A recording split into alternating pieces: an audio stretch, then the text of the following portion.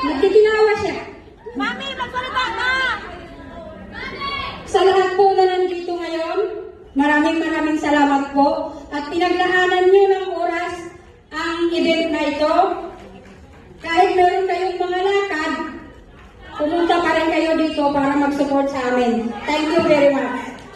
And to our backbone of our event, Mr. Andrew Pick, the OFW Global Association founder. Thank you so much, sir. Every time you have event, you are here. To our judges, hindi ko lang kayo isa-isahin kasi nagmamadali na yung mga babae. Masakit na daw yung mga hips nila sa katatayo sa likod. Maraming salamat po sa photographer.